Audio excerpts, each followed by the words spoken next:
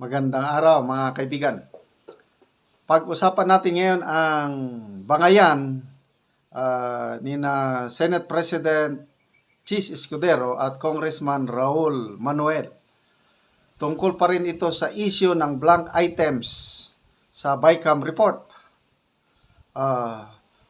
Si Congressman Manuel ang unang nagkumpirma doon sa pasabog ni Congressman Ungab na meron ngang blank items sa BICAM report. Nagsalita ang Senate President na walang blank items. At ang dapat na masunod yung General Appropriations Act dahil yun ang batas at hindi yung BICAM report. It does not matter. Ganon. Nako, pumalag si Congressman Manuel at talagang nirepute niya ito sa ABS-CBN News. Sabi, Manuel disputes Escudero's defense on 2025 budget draw. Kaya nakakabilib itong si Congressman Manuel. Minsan, naiinis tayo dito dahil anti-Duterte. But for the first time, ginagawa niya ang tama. Hindi tama yung reasoning ni Senator Escudero na meron daw kapangyarihan ang technical staff ng BICAM technical staff na i-revise kung may mali. Nako, ang ganda ng paliwanag ni Congressman Manuel. Ito, basahin natin yung kanyang comments ha.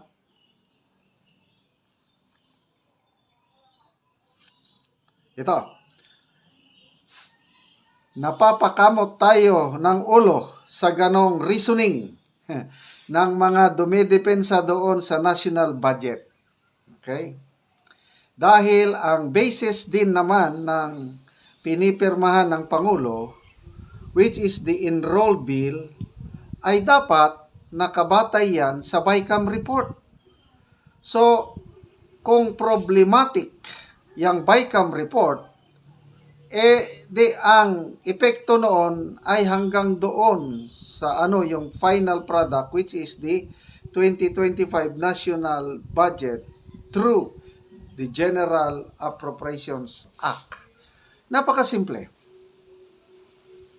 Ang unang dokumento dapat BICAM report na ito yung may blanco. Sinasabi ni Senator Escudero na it does not matter anymore yung BICAM. What matters is yung napirmahan na ng Pangulo.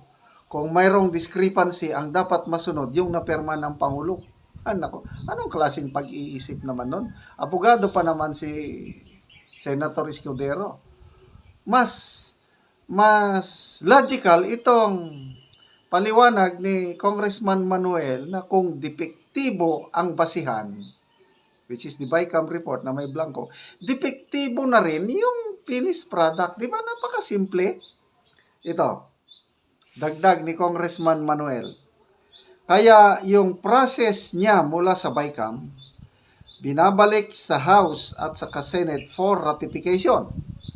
Ang purpose noon, para kung anuman yung ginawa ng ilang senador at ilang mga mambabatas on behalf of the 300 plus members of the House, whatever yung nasa BICAM report, mayroon pa kaming avenue at least magsalita, maghabol.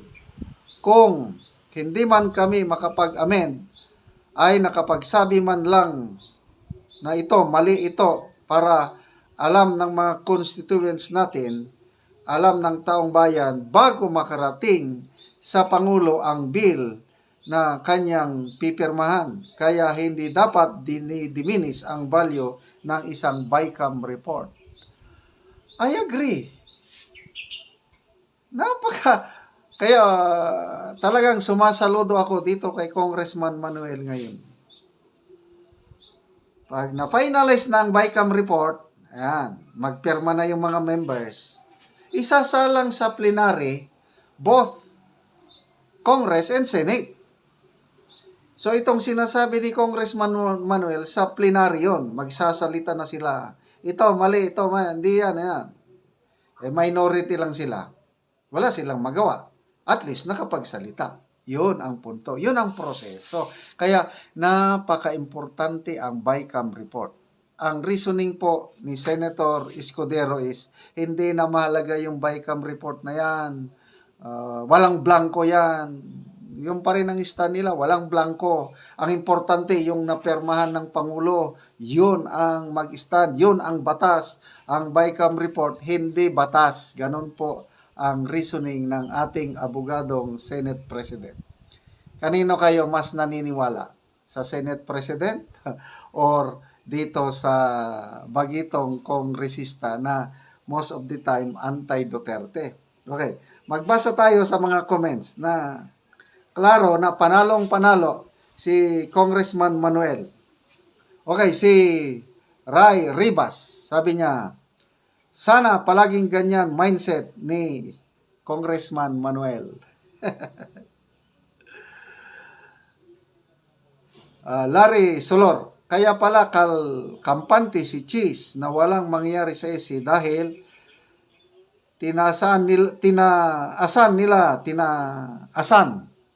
in-increase ang budget ng SC. Sa tingin nyo, kasabwat nila ang SC? Supreme Court ba? Si Edwin Hamura nag-comment. Sabi niya, black ako ni Sasihe pero doon sa for motherland, hindi. Okay. Jerry Sagpatan.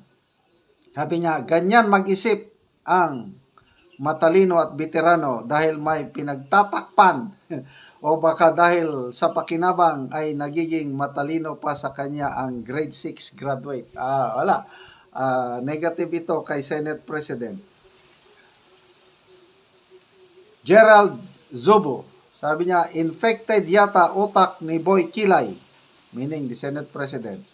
Mula nung magpatato na pasukan ng tinta utak, ngagba mga twiran.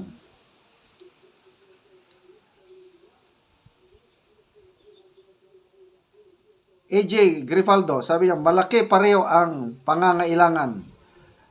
Kailangan ni Butler ng budget kasi high maintenance ang kilay, champagne, bagets, and croissant. Si Raul naman, malaking pangangailangan sa boto sa midterm election. Anyway, klaro na kung ako yung tatanungin, mas kapanipaniwala si Congressman Manuel. Talon-talo niya ang reasoning ni Senate President Escudero. Anyway, salamat sa inyong panonood mga kaibigan.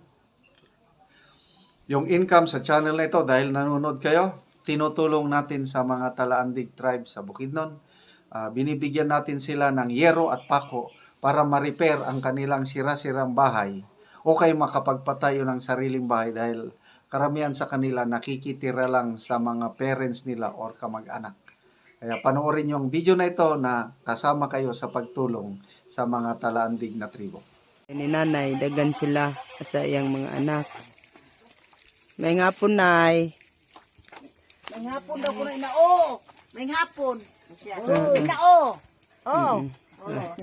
Lagi ng naiba. Ano ni mong balay, nay? Nay, atop ko nga tampod ang gani daam. Kalamag. Oo, ano ninyong atop? Baslot na yun. Ato nga.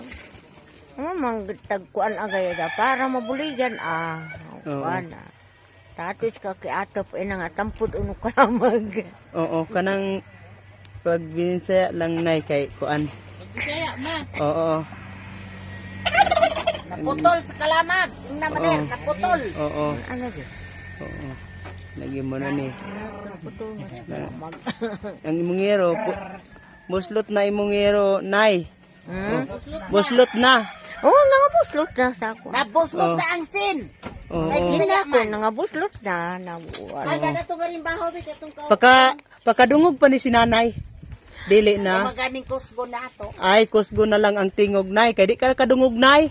Di ka kadungog kung kanang... Ang kunhay na, hindi na ko kupakatong. Ay, kaluoy sad ni mo, nay. Manani mong atop, nay. Kini. Tanawang ang atop nga. Nga buslot na. Akong mga kuanding din diha. Kani-gani wala pa mahuman. Mm. Nataway lansang. Na. Ang Lansang. lansang. Walay lansang. Walay lansang. Na. Plet, plet, plet. Pagda na nga ripag, kay ulan na. Kuha na pod nay, kanang kaulanon na pod. Akso na pod kag kabalaka. Oo. Kanong sa mga kaha na makuan. Kuan ni tabang. Oo, mga inagid kag tabang nay. Maayo nga tabangan gid ko kay tanawa ning akong atop nga nabuslot na. Wa ko pay lansa nga kuan. Oo. Trabaho. Oo. Ani. Oo, sige nay kay kuan. Tagaan ka og giro og lansang. Oo. Oo. Lansa Oo. okay. Oo. Ay, para nga imong magamit. Ay, kuan naman gid kayo. Silupin dayon ang giro. Di alihan na og kuan. Sulupin kay ulanan manggid ko. Oo, sige nay. Salamat nay.